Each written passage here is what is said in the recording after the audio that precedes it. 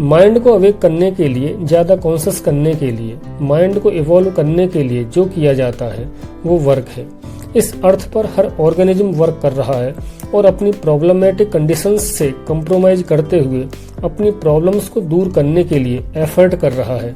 यही वर्क है और वर्क करके आगे फ्यूचर में ऑर्गेनिज्म बिल्कुल निश्चिंत होना चाहता है। यदि वर्क की इस डेफिनेशन से कंफ्यूजन हो तो एक पर्टिकुलर वे में वर्क को सोचा जा सकता है। बहुत सारे प्रोफेशंस हैं और उसी के अकॉर्डिंग उनका वर्क है। कोई डॉक्टर है, साइंटिस्ट है, businessman, industrialist, teacher, student, technician, mechanic etcetera.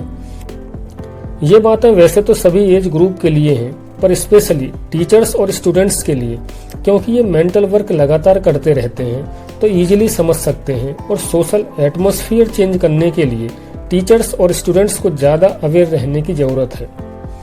हालांकि टीचर्स तो मैकेनिकल हो जाते हैं, वो तो नई बात मानेंगे नहीं, पर स्टूडेंट्स इस अर्थ पर अच्छा चेंज ला सकते हैं यदि अवेयर हो जाएं तो।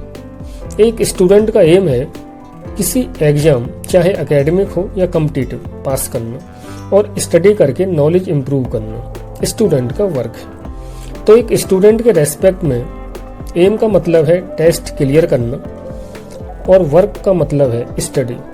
तो जब भी वर्क या एम की बात हो तो अलग अलग प्रोफेशंस में अपने अपने वर्क और एम की सोचा जा सकता है, क्योंकि जनरलाइजेशन कभी कभी बातों को ज़्यादा कॉम्प्लिकेटेड कर देता है। बात करना, खाना खाना, मेडिटेट करना, वर्शिप करना, ये सभी वर्क टाइप्स हैं। बिना कंफ्यूज्ड हुए अपने से कॉन्सेप्ट को लिंक करके अपने वर्क से कंपेयर करा सकते हैं। यदि अर्थ पर आदमी की हालत अच्छी होती तो वो वर्क क्यों करता?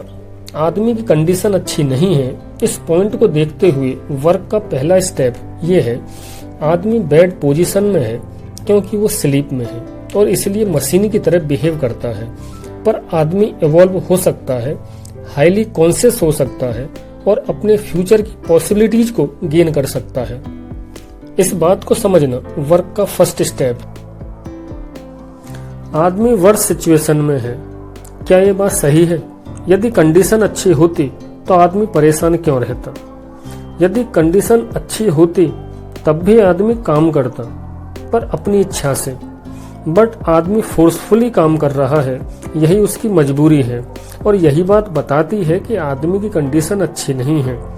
और यह मानने से कि कंडीशन अच्छी है, कंडीशन अच्छी नहीं हो जाती। अच्छा यही है कि पहले रियलिटी का एहसास हो। तो सबसे पहले अपनी कंडीशन की एग्जैक्ट इन्फॉर्मेशन जाननी चाहिए। वर्क करने के लिए सबसे पहला मोटिवेशन ये है कि अपनी फिजिकल और मेंटल कंडीशन को सही जानना और बेटर करने के लिए वर्क करना। एट प्रेजेंट हर आदमी के सामने लाइफ की बेसिक प्रॉब्लम्स हैं, सोशल और हेल्थ प्रॉब्लम्स हैं। पास्ट में जब कभी आदमी जंगलों में रहा करता था तो खाने पीने से कपड़ों तक रोजमर्रा की हर चीज की समस्या रही होगी। घर, रहन सहन, गर्मी सर्दी बरसात, आंधी और तूफान, युद्ध, बीमारियां, सब विकट समस्याएं थीं। सामान और चीजें टाइम के साथ साथ खराब हो जाती हैं, डिग्रेड हो जाती हैं। यह भी समस्या है जिसकी वजह से आदमी लगातार काम में लगा रहता है और कोई काम कंप्लीट नहीं होता। दूसरी बात, पास्ट से अब तक आदमी जंगली जानवरों और खतरों से बचते हुए, प्रोग्रेस करते हुए जो कुछ कर सका वो सब कुछ अब सामने है। प्रेजेंट मैन अब तक का हाईएस्ट एवोल्यूशन है। प्रेजेंट मैन की फिजिक, माइंड, ब्रेन, मेमोरी अब तक अर्थ का हाईएस्ट कॉम्प्लेक्स अपडेटेड इंस्ट्रूमेंट है। परंतु आज के आदमी के सामने बहुत सारे चैलेंजेस हैं, इसलिए फ्यूचर की पॉसिबिलिटीज भी बहुत सारी हैं।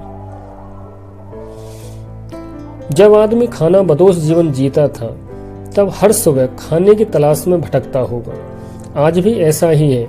वैसे तो आज टाइम कम लगता है और कम रिस्क है, पर सोच और लाइफस्टाइल की वजह से हर टाइम भूख पीछा करती है और आदमी का दिमाग हर time kitchen, hotel, restaurant, food stalls का ही पीछा करता रहता है। चाहे जरूरत हो या ना हो।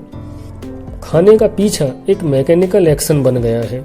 उन्हीं टेस्ट्स को नए नए तरीके से कंबाइन करके नए नए टेस्ट बनाना और उनका आनंद लेना, जैसे यही लाइफ का एम है।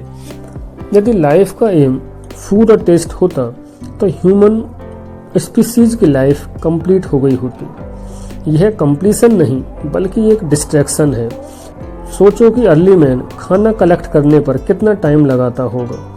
24 आवर्स में से 4-5 आवर्स, पर आज का आदमी 10 घंटे से ज़्यादा खाना खाने और खाने की सोचने पर लगाता है। और ज़्यादा टाइम देने पर यह भी हो सकता है कि आज के आदमी को कंप्लीट डाइट भी ना मिल पाती हो। आज आदमी को या तो खाना ज़रूरत से कम मिल रहा है या ज़्यादा, और एक ही टाइप का खाना खाने से या तो बॉडी इम्बैलेंस्ड है या डिजीज्ड है। 12 घंटे से ज़्यादा काम करने पर भी खाना प्रॉपर नहीं मिल रहा है। बेटर वर्क करने के लिए, बेटर लाइफ के लिए प्रॉपर फूड इम्पोर्टेंट है। अच्छी लाइफ के लिए डाइट बैलेंस्ड और हाइजीनिक होनी चाहिए, पर पूरा टाइम खाने में ही नहीं लगना चाहिए। अर्ली मैन की 3 बेसिक प्रॉब्लम्स थी: रोटी, कपड़ा और मकान। 1 लाख साल पहले भी ये समस्याएं थीं और आज के आदमी की भी यही है। मोस्टली ह्यूमन कपड़ों की कमी से भी जूझ रहे हैं।